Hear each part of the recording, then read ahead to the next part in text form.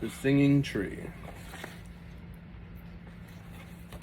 Found a bunch of more books by KATE SEREDY, so I'm going to get more, read more, and jot and dash and other things. Chapter 8, viii. Just came.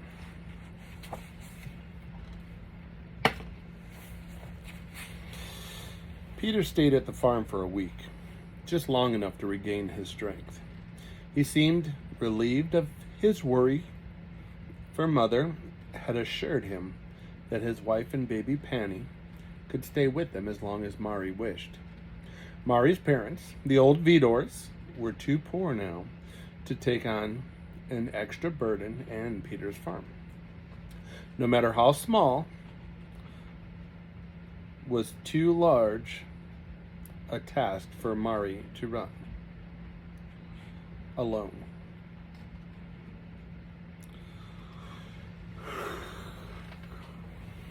And Peter's farm, no matter how small, was too large a task for Mari to run alone.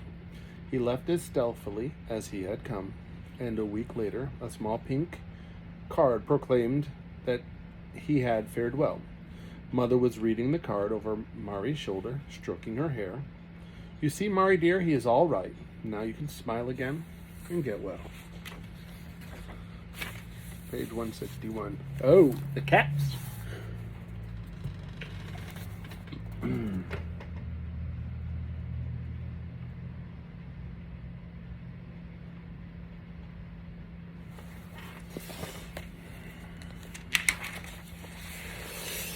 "He will never be all right again, Mrs. Nagy," whispered Mari, reaching for Mother's hand. "This man, he was not my Peter. He was a stranger. I don't know, and God forgive me, I cannot love." Mari, don't say that. He was only tired and discouraged." Mother comforted her, knowing, even while she spoke, that Mari was right. Much more was wrong with Peter than exhaustion and discouragement.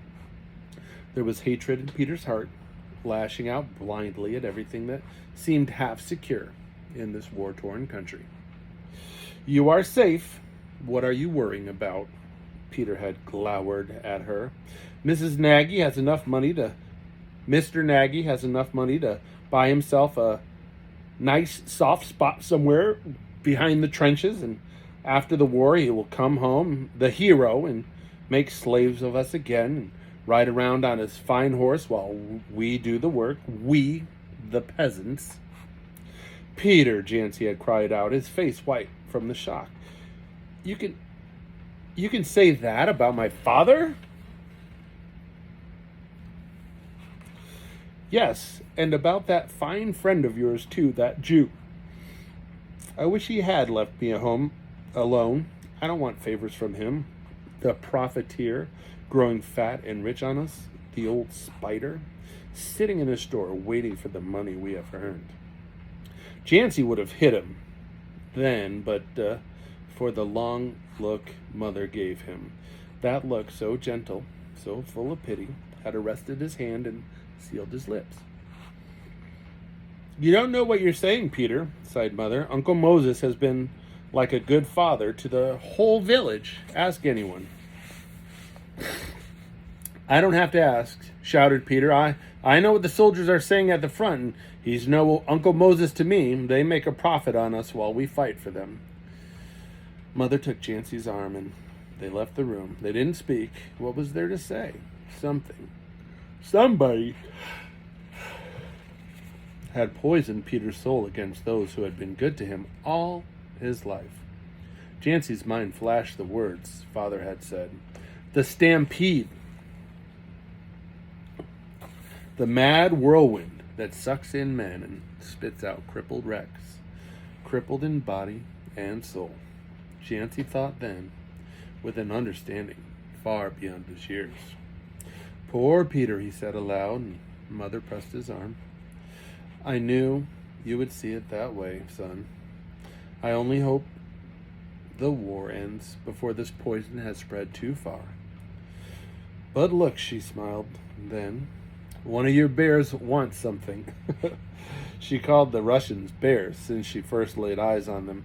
They followed Jancy around, tramping behind him in their big clumsy boots, trying to understand what he was saying.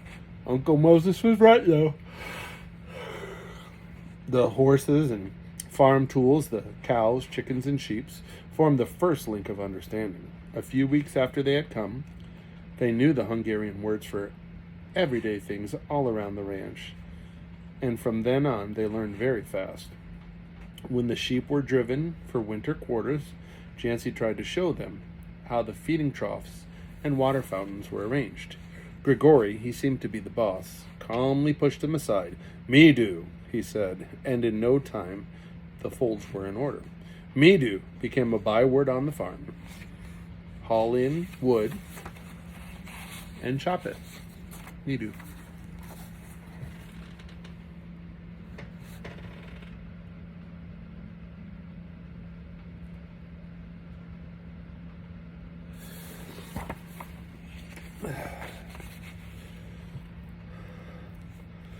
Me do, Nikolai would say. "Feed and clean animals? Me do." And Sergei sprang into action. "Milk the cows? Me do," Stana had declared soon after the plowing was done. And me do. It was from then on. Grigory had taken charge of the baby Panny with such determination that Mari surrendered the child to him the moment he appeared. Face and hands scrubbed red, a large apron of mother's tied around him. His clumsy, callous hands became light, gentle, as if it were holding a fragile flower. Big Peter and Bigger Peter, as the family had labeled the two Russian Peters, had been shepherds in Russia. They lived and slept in the fields, leaving their charges only long enough to eat their meals. The only person who held out against the authoritative me do of Grigory was Kate. Her chickens were her chickens, and that was all there was to that. "You are a nice Russian, Grigory," she said to him one day, "but leave my chickens alone. You don't know anything about chicken raising." "Ho, Grigory!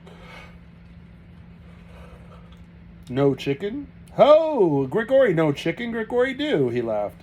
"Oh, no, you won't. These are not Russian chickens. Ho, chicken is chicken." But Kate stamped her foot. "No, me do. Go away." Grigory went, laughing, and from the yard he turned back. "Ho, chicken is chicken." The little devil is little devil. Rusko, Magyarsko, all the same. It was Sergei who adopted Jancy. He managed to be always in sight, following him with his eyes, listening to every word he said. When in early December the first heavy snow fell,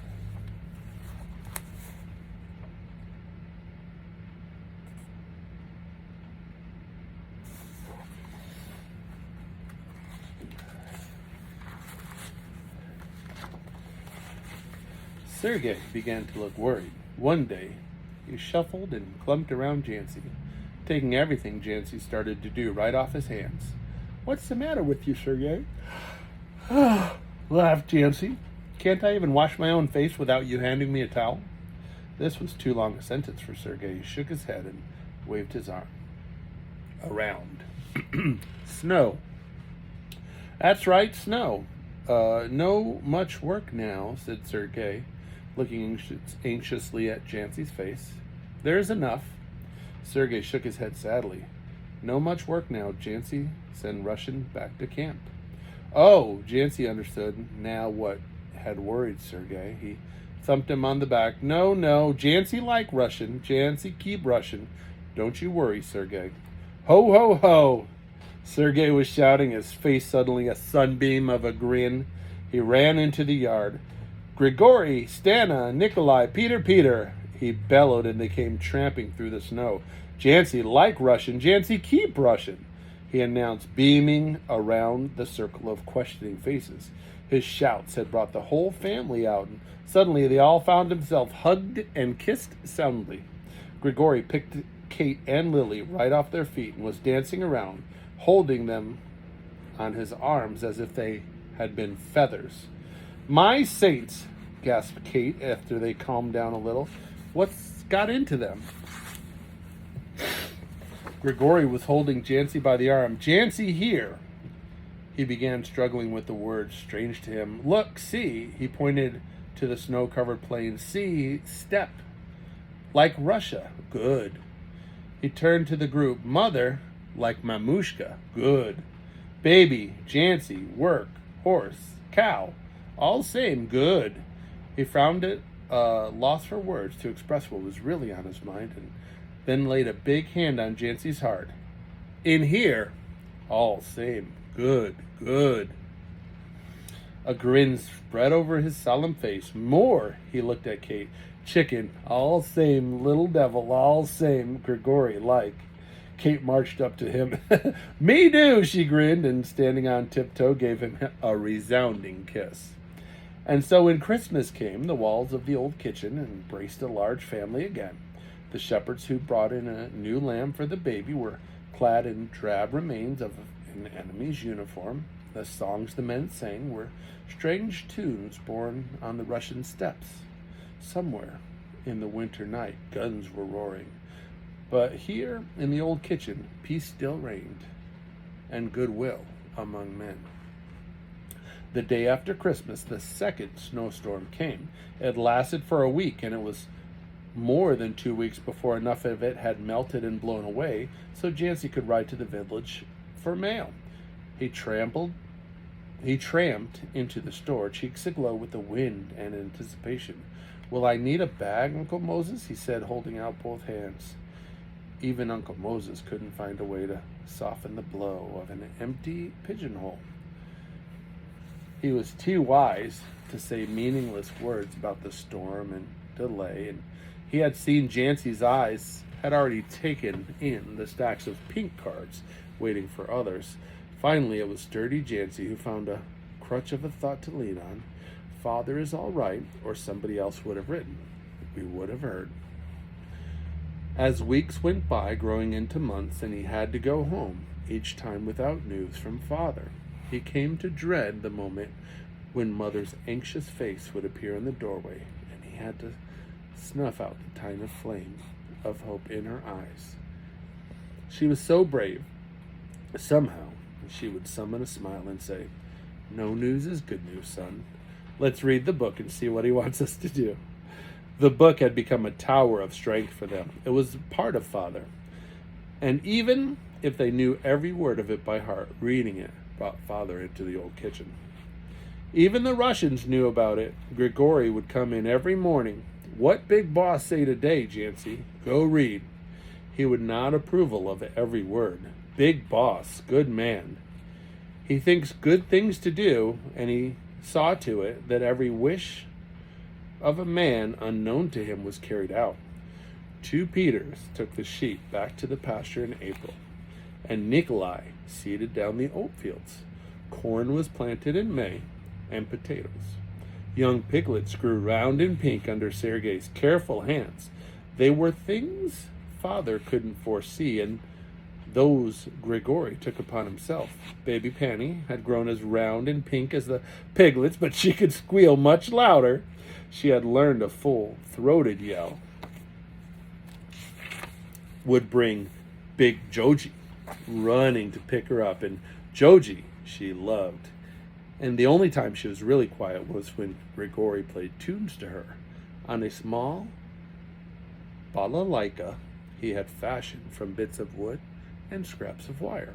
And they were both happy, gazing far away. Grigori was in Russia then, playing to his own baby daughter, and she in some fairyland.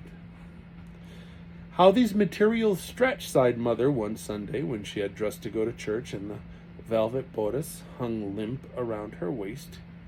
Kate looked away quickly because her eyes were filled with tears, and tears were forbidden in the house. If you have to bawl, go to the barn, said Jancy to her one day, glaring. If Mother can, if she doesn't cry, why should you? I miss Uncle Martin and Daddy, sobbed Kate, hurt. Go to the barn then, that's where I go to miss them, said Jancy, but now his voice was gentle. June came again, and still without news from father. Then another blow fell. There was a letter in the mail from mother's parents, whom Jancy had never seen. They lived in the mountains close to the border, and mother had never had time to come to visit them since Jancy was born, and the old people were not to be coaxed away from their small farm, but now they had to leave it. Troops are marching through day and night, the letter said, and even if we had food, we couldn't eat it. There are many far hungrier than we. Could dear Martin come for us, daughter? We have no other place to go. Mother looked at Jancy anxiously. What will we do? Go for them, of course, and right away. Listen, mother, he waved aside her. We can't leave the farm now. Listen to me. Grigori can run this place with both hands tied behind his back. How far is that place? Over 50 kilometers. Pff, I thought it was far.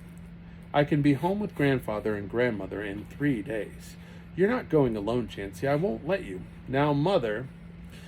but this time again, mother had her way. And Jancy had to take Kate and Lily because mother wouldn't go in case there should be news from father, and Mari couldn't go with the baby, and that left Jancy with the two girls to take whether he wanted to or not.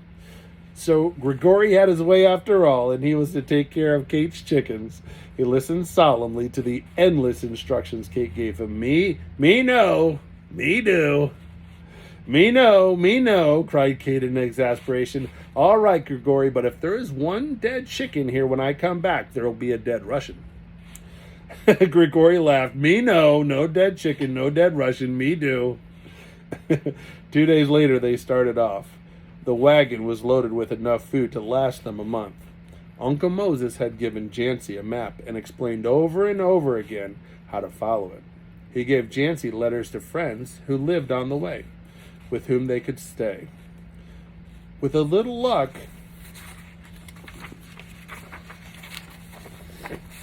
you won't have to stop but once for overnight. At Abel Blum's, your horses should be able to travel 25 kilometers in a day, easily. Mother, of course, was full of last-minute misgivings, and had Jancy listened to her, the whole expedition would have been called off. Only this time he didn't listen, but sat stony-faced and patient until Mother ran out of words. And then he came to life, and, yes, Mother, see you in 3 days from now. He cracked his whip over the horses. Over the road between the grain fields, across the ferry, past the corrals, and then into the mountains they went. Neither of them had ever been farther north than the corrals. And now new scenery opened before their eyes at every turn of the road, which cut through forests, past small villages and towns, going uphill nearly all the time.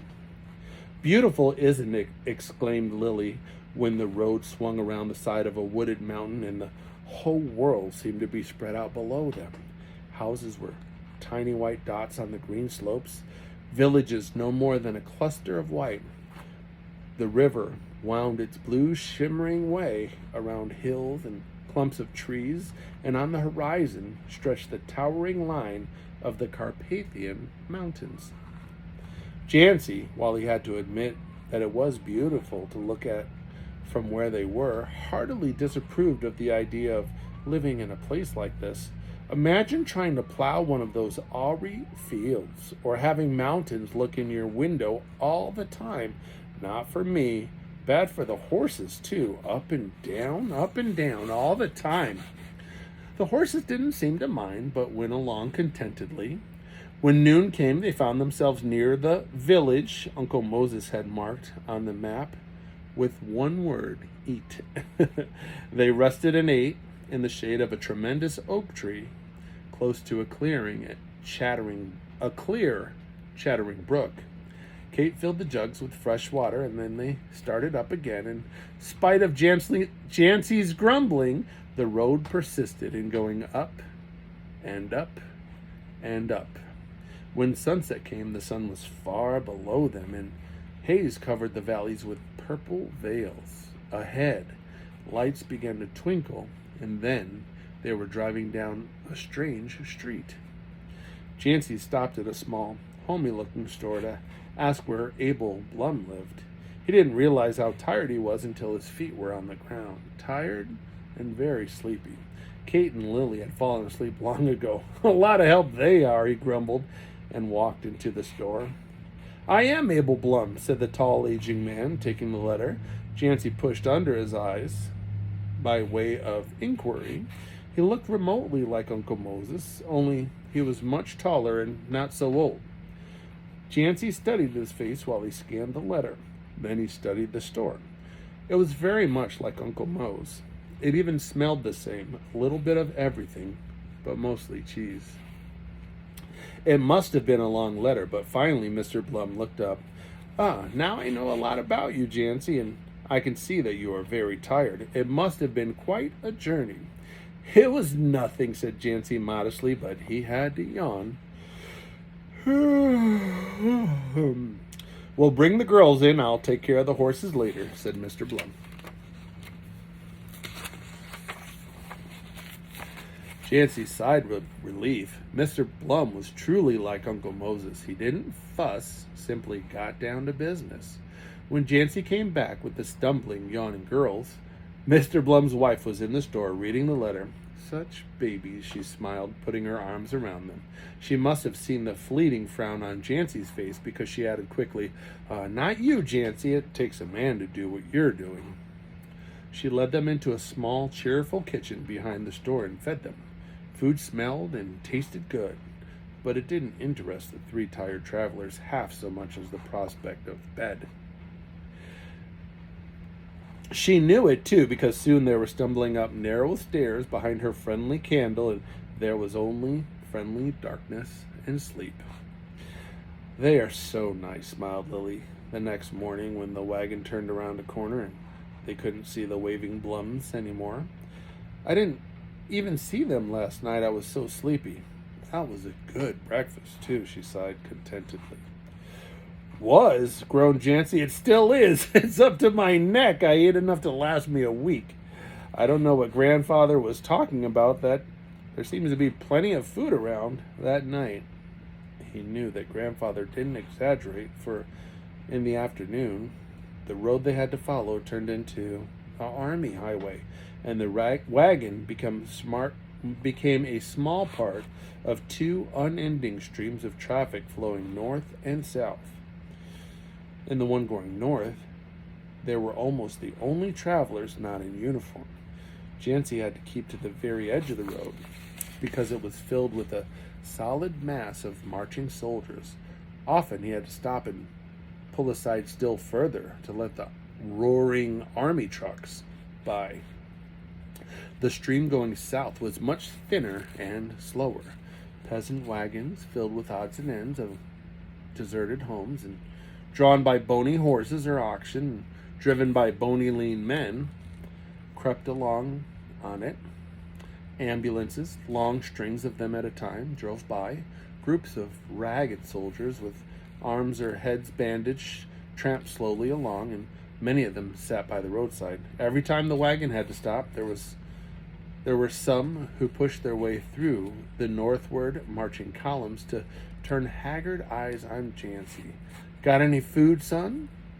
They had into every reaching hand. Kate and Lily placed some part of the generous supply Mother had provided, lavishly first, and then more and more sparingly. It couldn't last forever, no matter how much there was, and who knew how many more thin hands would reach out before the day was ended. Jancy had asked everyone, "Have you seen Corporal Martin Nagy of the 7th Industry, or Major Bela Cormos?" Only slowly shaking heads answered with a silent no. And still he asked again and again, until a wounded man laughed at him. "Son, did you ever try to find a needle in a haystack?" 7th Industry? It was blasted to shreds in December. They're still picking up the pieces. After that, Jancy didn't ask. He drove doggedly on and on, hard, burning eyes now on the road and now on the map spread on his knees, and somewhere along here they would cross and turn off the highway into a side road. The side road led straight to the hamlet where Grandfather lived, and Grandfather might have a barn into which he might creep later. There was an army hospital where the roads branched off, a whole city of low, gray painted barracks. It was not marked on the map. The map was old, made in 1913, when the corner of the roads was a green field studded with white daisies and red poppies. Now, it was 1916, and a hospital city sprawled on the corner. Flags fluttered on every building, white flags with red crosses. Late afternoon found them in narrow mountain lane, to which kind strangers had directed Jancy. At the end of the lane was the house where Mother was born. A poor little house, a few weedy slopes with corn struggling up between the weeds, and a tumble-down barn, that was all. But there were warm, welcoming arms after the first surprise of the old people had worn off. We were expecting daughter or Martin, so you or Jancy? Grandfather held him at arm's length, joy shining in his eyes. And little Kate, and who was the golden-haired child? Far into the night they talked and planned for tomorrow's journey home. A fat gray cat came in from the dark and made a beeline for Lily's lap. "Scat!" cried Grandmother, flapping her arms. "Throw her down, child. She isn't our cat. She just came." "Just came? From where?" asked Lily, cuddling the blissfully purring cat. "Most of the neighbors have gone, and one of them must have left her behind, and she adopted us. Our livestock," chuckled Grandfather. "We ate the chickens, and the soldiers ate the pigs, and now the cats is eating the rats that ate the corn." "Take her with us tomorrow?" asked Lily. "I wouldn't dream of it," said Grandmother with finality. "Such a nice, friendly cat you are. Just came. You'll be lonesome if we too leave you behind." Lily crooned, her eyes hopefully on Grandmother. "My dear child," she said, "these are no times to worry about a cat's feelings. You can see for yourself if you hadn't saved some of the food you brought along. We would have gone to bed hungry." "That's just it. What will she do?" "Forage for herself in the woods," said Grandmother, and when Lily hung her head, she went on, sadness creeping into her voice. "It isn't only this one cat, Lily. There are many homeless pets in the woods now, dogs and cats both. We have to harden our hearts. There's nothing else we can do. Listen." She lifted her hand. The silence was filled with a deep rumble. "Thunder?" said Kate. "No, my dear. Those are the guns across the mountains. Every night we hear them, and sometimes in the daytime when the wind blows from the north. Guns, little Lily, laughing at all human kindness. We can't worry about one stray cat." She rose. "Put her out, child, and then go to bed. This is where you and Kate will sleep."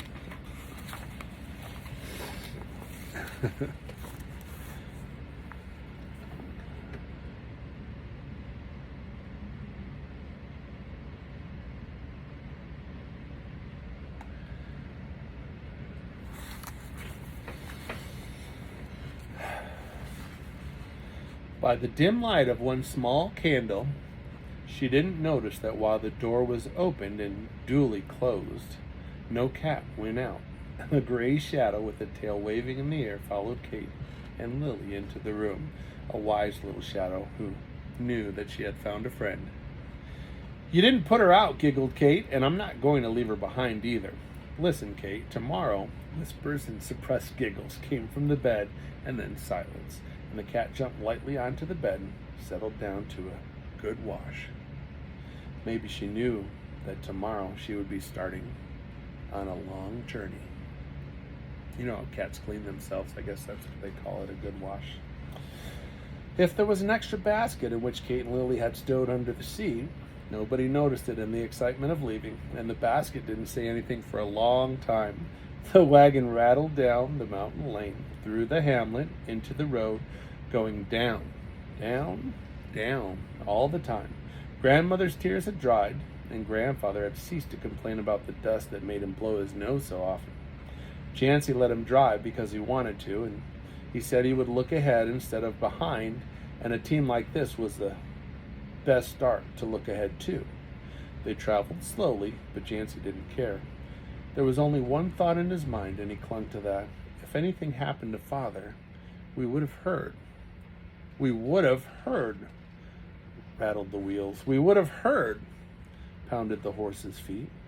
By noon, they were close to the Army highway. Jancy watched the sprawling barracks of the hospital grow larger.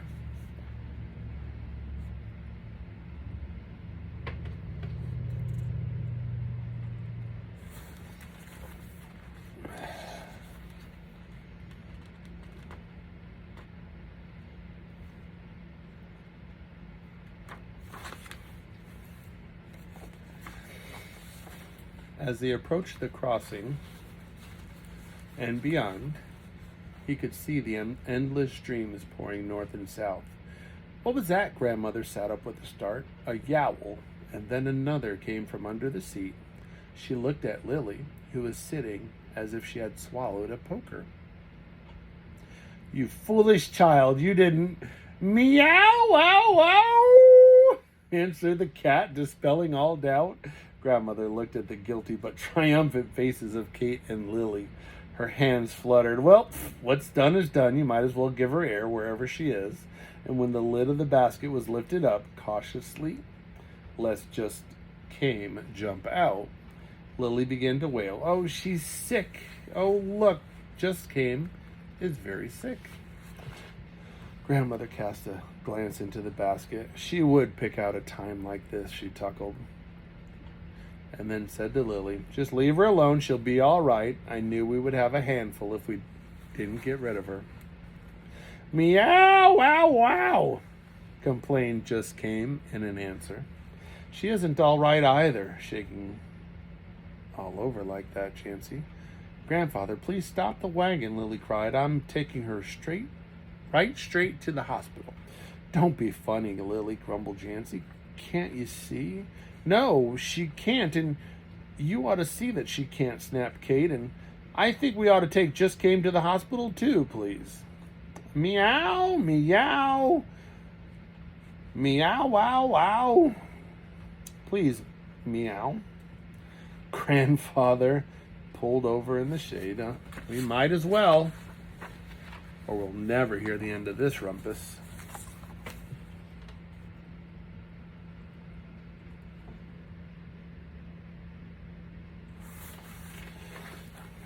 He sighed resignedly.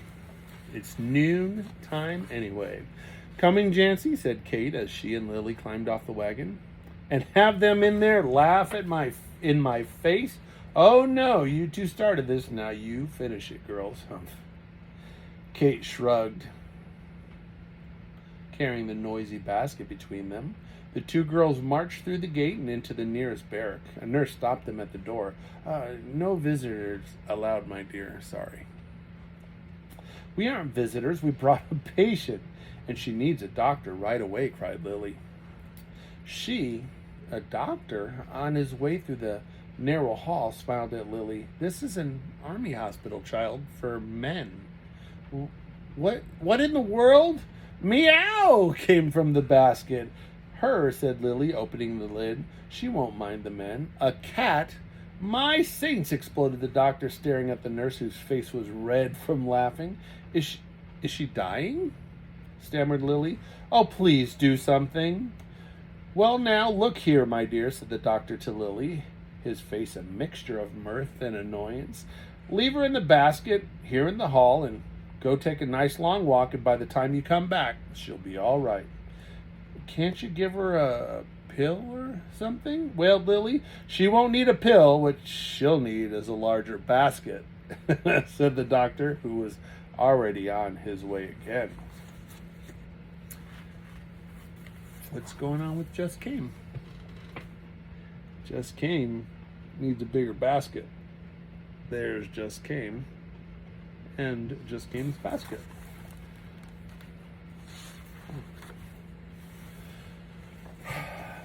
"What did he mean by that?" demanded Lily, her eyes growing round. The nurse smiled. "Your cat is going to have kittens, dear, that's all." "Kittens?" squealed Lily, beaming at Kate. Kate didn't seem very enthusiastic. "Sure, a fine thing to happen on a trip like this, but as Grandmother said, what's done is done." Do what the doctor said, smiled the nurse. In a little while you can take her home. I have to go to the ward now to feed the patients.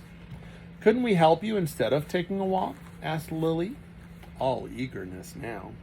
Well, now I don't know why you couldn't, said the nurse after a moment's hesitation. Come this way. They entered the long ward. 2 rows of beds stretched ahead on both sides, 4 long avenues of narrow white beds close together. It was very quiet in the room. Take a bowl to each of the beds, the nurse instructed the girls. If a man is asleep, don't disturb him. This is a convalescent ward, she explained, ladling soup from a cauldron into bowls. What they need is rest. The ladle paused, and she sighed wearily. Rest? I have forgotten what rest means. She did look very tired. Kate took the ladle from her. Let me do this, and Lily can handle the bowls. Lily can carry the bowls. You just sit there for a while. The nurse sank into the chair with a grateful smile. Thank you.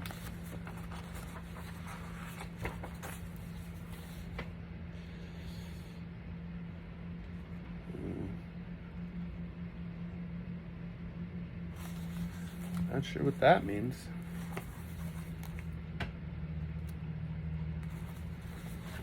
The girls and a guy. Looks kind of familiar. Almost an hour passed before all the patients had been fed. There was only one asleep, Lily said, coming back with the empty bowls. He even had a sheet pulled over his face. The nurse followed Lily's pointing finger with her eyes. Oh, the amnesia case. He sleeps most of the time. What's amnesia? Kate wanted to know. Loss of memory. They forget who they are and have to begin life all over again, like babies. Does it hurt? No, smiled the nurse. It comes from shock, like a big scare, you know. She looked toward the bed again. He is such a nice man, too. Poor fellow. He tries so hard to remember. If we could find out who he is, find something to remind him of his home, he might remember. You want to see him? She asked as Kate kept staring on the bed. Come on then, but be quiet. Number 54, amnesia, was written on the headboard.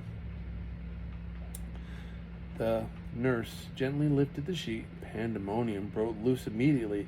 Kate, with her famous tin whistle scream going at full blast, threw herself on the bed. Uncle Martin! Uncle Martin! It's Kate! Can't you? Uncle Martin!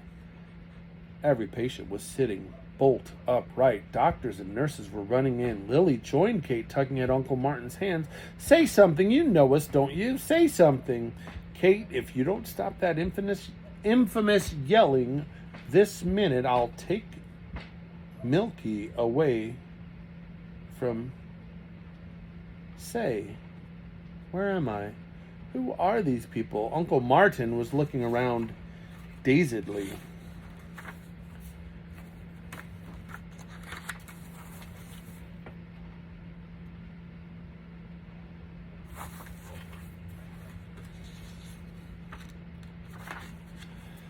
Never mind them, sobbed Kate, laughing at the same time. You know who you are now, don't you? Why shouldn't I? Let me out of this bed, Uncle Martin cried, trying to peel Kate and Lily off his chest. Take it easy, said a doctor who stepped up. What is your name? Lieutenant Martin Nagy of the 7th Infantry, snapped Uncle Martin, glaring at him. 7th Infantry. 7th? Oh, his eyes clouded. Now it all comes back, doesn't it? You'll be all right now, Lieutenant Nagy. Don't think about that now. Tell me this Calliope is. That scream was the best I ever heard. The doctor sat down on the bed, smiling at Kate. I wish we could produce one for each amnesia case we get. We wouldn't have any. A new commotion started at the door, and Jancy's angry voice yelled, "Let me in, I tell you!" My cousin screamed, "Let me in! You heard her, and I'll..."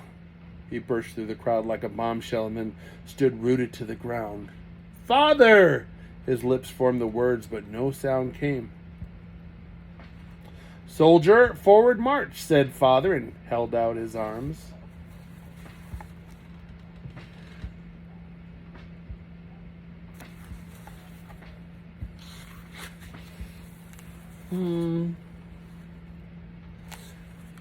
Chapter 6. Oh no, chapter 9. Light a candle, page 191. Let's see. What are the other chapters left? We're almost done with this one.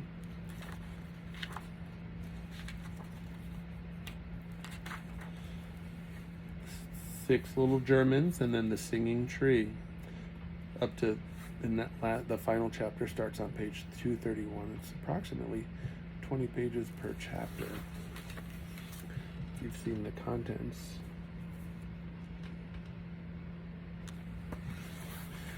Light a candle is coming next. A couple other pictures.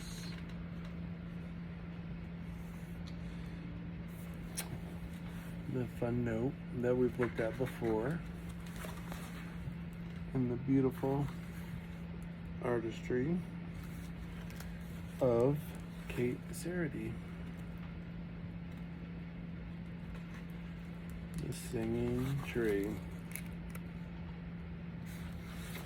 Alright, so that was chapter 8.